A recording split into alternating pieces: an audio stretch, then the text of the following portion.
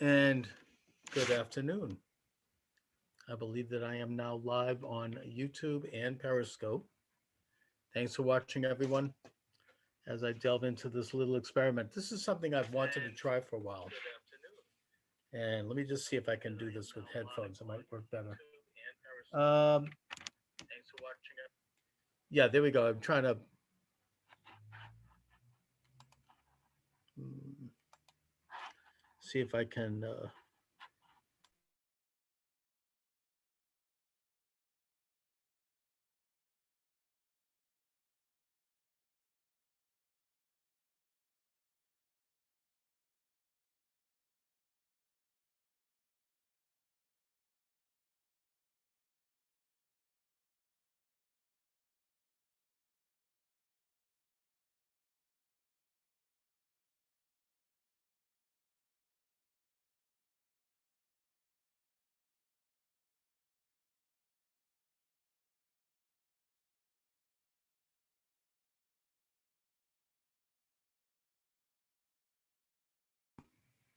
Okay, so I've got the mic functioning, and I think that's pretty much all I need. Sorry about my unkempt appearance. I obviously didn't. I'm not shaven. That appears to be the case. Um, but I shall forge forward here. Let's just see if I can get the. Let me just go like this, and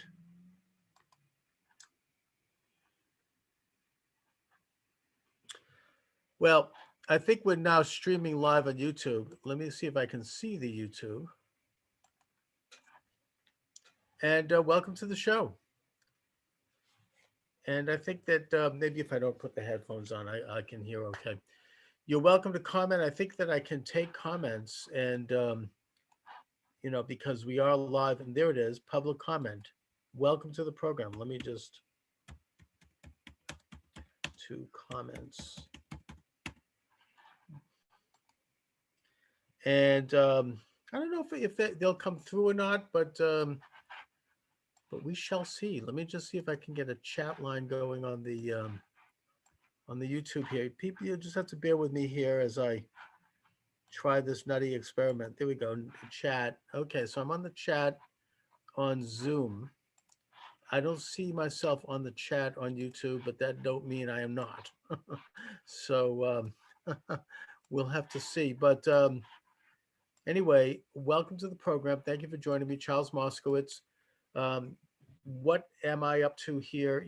Following the news like everyone else, the big steal, whether or not our republic is going to survive what is the most blatant attempt to steal an election in history. I mean, without question. I mean, this is I would contend part of a movement of recent decades, a color revolution, if you will, where you have international forces colluding with domestic forces and very well-to-do, well-heeled money forces all getting together with high tech and big tech to control people. Why are we?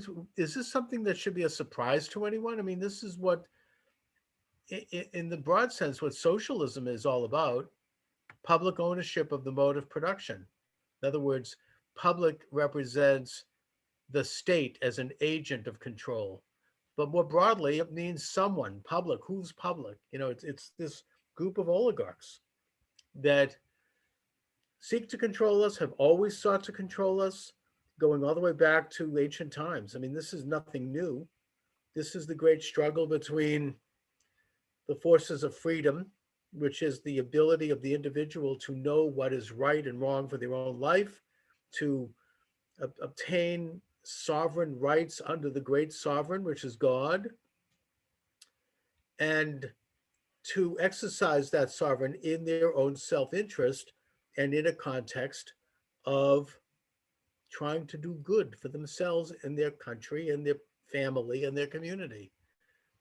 The forces that are at play here, the forces that are trying to steal this election, and this is only the most blatant and most naked manifestation of these forces that I certainly have seen in my lifetime, but they've always been there, is an attempt to control people and to control nations and to control the world.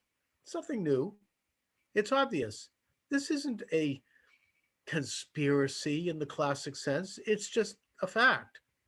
We could look at the Bible. We could go back to, the attempt by Adam and Eve to enter into a conspiracy, using the Bible as a metaphor, whether you're a literal believer or not. It is the founding document of Western civilization, and we can use it as to look at things metaphorically. I would suggest that it is still the kind of the informal constitution for all peoples of the world. Uh, and that is that in the Garden of Eden, Adam and Eve entered into a conspiracy by partaking of the forbidden fruit to control the universe, to know everything God knows, to overthrow God in heaven, and to become super conscious, super knowledgeable, super strong, to know all. And that it was because of that that they were banished from paradise. And ever since then, have become acutely aware of their limitations as images of God. That we are not God, we are images of God. We are imperfect.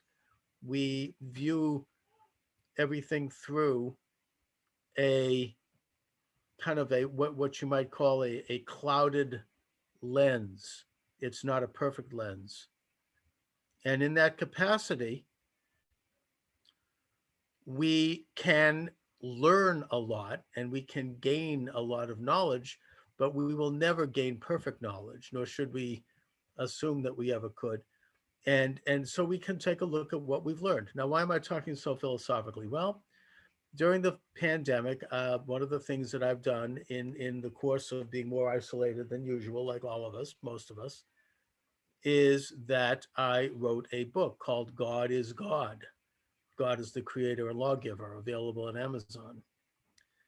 And now I'm writing a sequel to that book called Satan, the diabolical force amongst us, sort of a working subtitle.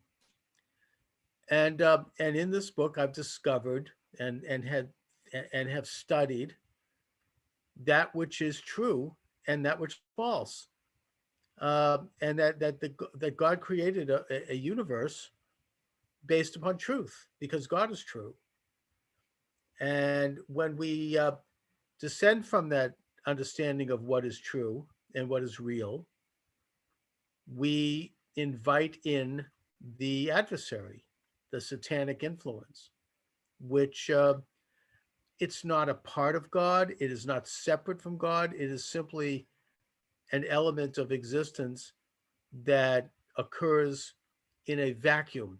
It occurs when we deny God, when we move away from God and from that which is real and that which is in our better nature and in our spiritual nature. And so we have this sort of conflict that exists within us because we are not gods, but we're images of God. And as such, we have free will. We have the ability to perceive or not perceive that which is true and to make choices and to take actions based upon those perceptions. We set up governments, we set up societies, we set up organizations as a means to kind of temper those excessive aspects of those choices so that we can exist as sovereign citizens under the great sovereign, that being the creator of the universe, but do so in a way that ensures a demonstrable system by which we can check and we can balance those beliefs and actions of others when they interfere with our beliefs. I mean, that's kind of the classic libertarian approach that we create governments, we create organizations simply to protect our rights as individuals under God. I I think that our nation is founded on libertarian principles, but yet I would go a step further and call myself a conservative libertarian. Now, I've been told that this is a contradiction in terms. I would suggest that it's not, because as a libertarian, I am free to be a conservative. And I am a conservative because I would like to influence others in terms of trying to do right, try to live the good life, and try to advocate for good values, not just simply exist as a free person. Because I believe that the values and the philosophy that we embrace will impact our freedom, will impact our lives, and will impact our futures. So let me get back to the crisis that we are now confronting in this country. As I started, I'm getting off on a tangent here, and that is the crisis of this attempt to defraud the election, to steal the election. Uh, I've been posting commentary on Periscope, on TikTok, on YouTube. I've been writing columns and blogs on Medium, basically exposing the obvious and demonstrable fraud. And it is a body of work that is growing by the minute and by the day. It's becoming more obvious to people. And I would contend that really at this point, everyone in this country knows that there has been systemic and massive fraud. Enough evidence has been taken in that we know this. We know it in our hearts, even if we don't want to admit it. And we also know that those who are perpetrating this fraud, we kind of know who the players are. They are what President Trump accurately calls the deep state. What I would suggest is a kind of a loose coalition of the Democratic Party, of their friends in the media, what's been called the Mockingbird media, who are acting like this is a fait accompli, that this has happened and everything is fine, and pay no attention, and don't watch that cranky white guy, Donald Trump, the blonde, the orange man. Don't pay any attention. He lost, and that's that. And then you have people who are much more sinister than that, operating as rogue agents inside various government agencies, including the FBI, possibly the CIA, Department of Justice. You've got people on the state level who I think are part of this conspiracy, particularly in the so-called battleground states. I would specifically call out in this regard the governments in Michigan and Pennsylvania, particularly corrupt, and Georgia, even though they're Republican, so called, where you have people who are in positions of power, elected figures, who are going to push this thing through no matter what. They are determined to take Trump out. They don't want to have Trump in office anymore. They don't want another 4 years. And, they are part of this. This is the same group that cooked up the bizarre conspiracy theory that President Trump is spying for the Russians. Then they cooked up this idea that he somehow colluded with Ukraine to expose corruption on the part of Biden, when in fact we now know there was corruption on the part of Biden, and that it was a legitimate um, function of the president to try to expose that. Nothing wrong with that, but yet he was impeached for it. And blaming him for the pandemic, and you know erupting in the streets where they're killing, burning black neighborhoods and looting black businesses and killing black people as a way to stir up racial conflict. And so now we're finally at the point where there's an election. And I don't think it should surprise anyone that they have deliberately, consciously, wittingly coordinated a steal. They would not let Trump win no matter what. I don't think they expected Trump to get as big a vote as he actually probably got. So, they had to take extra measures. I also don't think they expected that Donald Trump would stand up the way he has. And he is not just lying, rolling over in the face of a stolen election like maybe some people did in the past. And I don't think that they quite expected the vehemence and determination of the 70 million people, at least, I think it's 75 million people, who voted for Donald Trump, and including Congress. I mean, there was just a poll that shows that I think it's 80% of Republican office holders in the U.S. Congress feel the election was stolen, and they don't recognize the results as they are presented by the media, which is that Biden won. Something like 85% of Republicans and about 30% of Democrats openly know and state that the election was stolen. And so, in that sense, so far, it hasn't worked, but they don't care. The thing that shocks me the most about this conspiracy, and it is a conspiracy, is the fact that so many people either don't care or they've been so conditioned to hate Donald Trump for no rational reason that they want to see it happen. They don't want to see him take become president, and so they're willing to turn a blind eye, go into complete denial that this is happening. This is all just a right-wing conspiracy theory, and to marginalize those who discuss it and who know about it.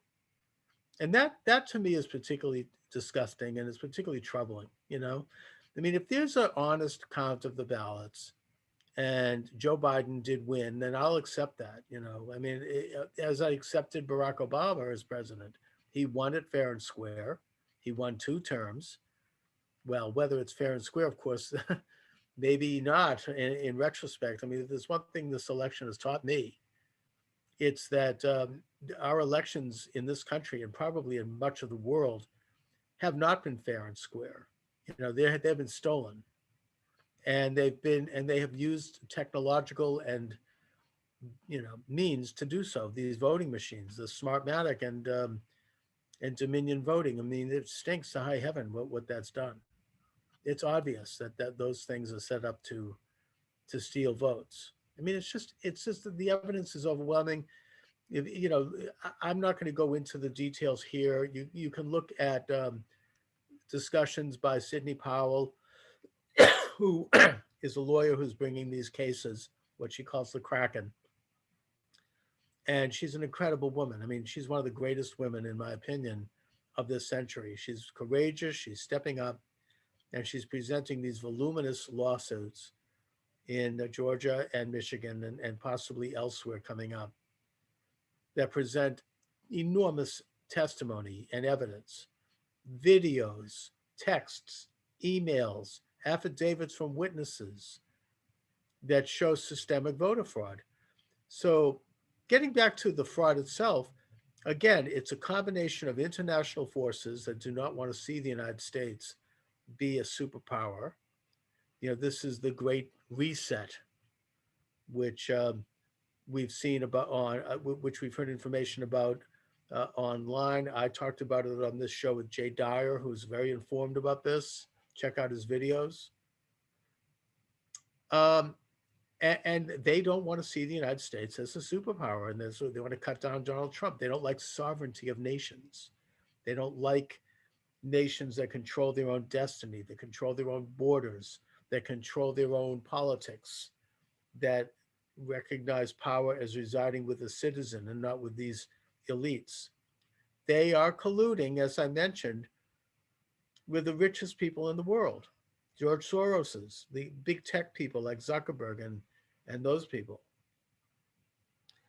And the media, which is basically in this country controlled by 4 or 5 companies now. And the high tech, which is censoring information very dutifully and promoting other information. And local hacks, local corrupt agents who are placed in these, it's interesting really only in these battleground states. I mean, the blue states went blue and the red states went red, but they needed to stop 6 or 7 states in order to keep this election going. And we know what those states are: Nevada, Arizona, Wisconsin, Michigan, Pennsylvania, Georgia. I think possibly North Carolina, although North Carolina so obviously has fallen into the Trump category. Maybe they wanted to try to do it in Florida, but it was too late because Florida was so overwhelming and so early that they couldn't defraud Florida. Maybe they thought it might bring bad attention because of the Gore versus Bush fight in Florida. So maybe they wrote Florida off. I don't know. But the point is that in those states I just named, they had in place corrupt local precinct figures. We know that, for example, Zuckerberg from Facebook literally spent almost $100 million, I think, in Georgia, under the guise of COVID aid, paying these people through some sort of a nonprofit front group to uh, to rig the election in their local communities.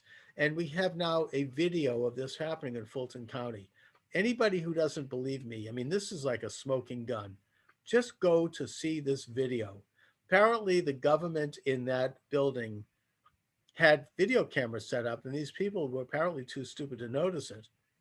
But what they show, first of all, what happened according to eyewitnesses is that at about 11 p.m. on election night, suddenly this woman with the blonde braids steps out and yells, "Go home, the election's over, come back tomorrow, everybody leave immediately. There's been some kind of a water main break. Everybody has to leave the premises immediately." Well, it turns out that there was no water main break, and that four people stayed behind, and they continued to count votes. The next morning at about 8 o'clock, the video cameras went on, and it showed these same four people. I don't know if they'd left and come back, but there they are pulling these black boxes out from underneath tables, pulling votes out, all very pristine votes, and they're putting them into the machines. No one's supervising. Uh, Sidney Powell says that they were putting them in the machines twice, even three times. It was out of that county that something like 30,000 Biden votes showed up at that time. And that this was happening in other counties around the country, particularly in Pennsylvania and Detroit. The testimony that's taken place in these states is just shocking and horrible. Excuse me. And in spite of the media blackout, the information is getting out there. People showing up to vote in Atlanta and Pittsburgh and being told that they had already voted absentee when they hadn't. And so they were denied the right to vote. We're talking tens of thousands of people. Uh, One of the most egregious ones, which resulted in people laughing in the audience during the testimony in Gettysburg, was that 600,000 votes showed up at 4 o'clock in the morning it was a 300,000, excuse me. 300,000 votes showed up suddenly at one of these dumps at 3 o'clock, 4 o'clock in the morning. And of those, 285,000 were for Biden and only 6,000 were for Trump. I mean, that's obvious fraud. That's technically, statistically impossible, especially since Trump was ahead in all the rest of the state. And if he was behind in certain counties, it was not by much. It was maybe by 2, 3, or 4 points, not by nine. Not by like 97%, 98%. So that testimony, I think, caused an outrage in Pennsylvania. It stretched credulity, if you will, from those who are trying to steal the election, and yet they continue to hold the line. They're not giving up. Same thing in Michigan, same thing in Georgia. And they've got corrupt judges who are backing it up. They're not looking at cases, they're just passing it through. They see nothing, they're moving on. And what we're seeing is this machination of this corrupt, deep state, internationalist agenda that doesn't care about what they're doing, about the fact that they're stealing an election. It's shocking. And all I can say, and I think that I'm going to probably sign off right now, but I just would say that in spite of this, I feel hopeful. I know that the Supreme Court is hopefully, apparently, going to hear a case as soon as tomorrow or Wednesday with regard to the Pennsylvania, about 120,000 ballots in Pennsylvania that were cast the day after the election, which is illegal. These are ballots that should be thrown out. After all, people had months to vote. It's not like anyone had a hardship by voting a day late. There's a reason why there's a law in that state, and in most states, probably all states, preventing that kind of practice because it's an invitation for fraud. And I think that if in fact those votes are thrown out, and I believe that they will be because the Supreme Court is the final stop. I mean, they're not going to you know go along with the politics of it. Then Pennsylvania is going to switch to Trump. And if Pennsylvania switches to Trump, that could start the whole ball rolling. That's like the domino that's going to collapse Georgia, Michigan, maybe Wisconsin, Nevada. There's a lawsuit which but there was just gross fraud. I mean, I'll just finish by saying that this sort of fraud has been around for a long time in elections. I wrote a book about this years ago about Acorn, this group that was active during the Obama years and that was exposed, and it lost its federal funding and it sort of went out of business after they were exposed by James O'Keefe at Project Veritas as being fraudulent, and that we discovered that it was this pretty large, vast network of interlocking left-wing nonprofits and even some profit businesses, all with interlocking directorates, interlocking employees, and that every 2 years they would try to commit voter fraud by stuffing ballot boxes with fraudulent votes and fraudulent registrations. They drew their philosophy from the Cloward-Piven theory. Cloward and Piven were two married sociologists, radical sociologists, who wrote an article in Nation magazine in 1968 where they talked about the best way to bring about world socialism and socialism in the United States was to overwhelm the system, overwhelm the voting system with fraudulent votes, and it'll collapse. Overwhelm the welfare system with fraudulent requests for welfare, and it will collapse. And the result will be that you'll have socialism. And, in a sense, that's what's happened, except now it's much more sinister than it was in the 1970s because now you have computer voting. And again, the whole story of Dominion software and these machines, which are in 21 states, um, if I'm not going to get into it here, it's too big a subject, but you can find out. Just do a Google, go on YouTube and look it up. It is massive and it is troubling, the means by which these machines were used, who was behind it, who controlled them, where this company came from. It's rotten. It's rotten to the core. And by the way, it is the real example of foreign interference in our elections, which of course the liberals talked about for years and complained about, but now they're saying nothing. I remember speaking liberal talk show hosts like Tom Hartman and David Pakman and other people that I sort of follow. Oh, they went on and on and on in 2012 about voter fraud and about machine fraud, and now they don't say a goddamn thing. I wonder why. So I am hopeful that the truth will bear out. I am hopeful that the truth will become known and that President Trump will prevail because he was elected. And if there's a recount and we find out that these fraudulent cases are investigated and it's not there, fine. I'll accept Biden.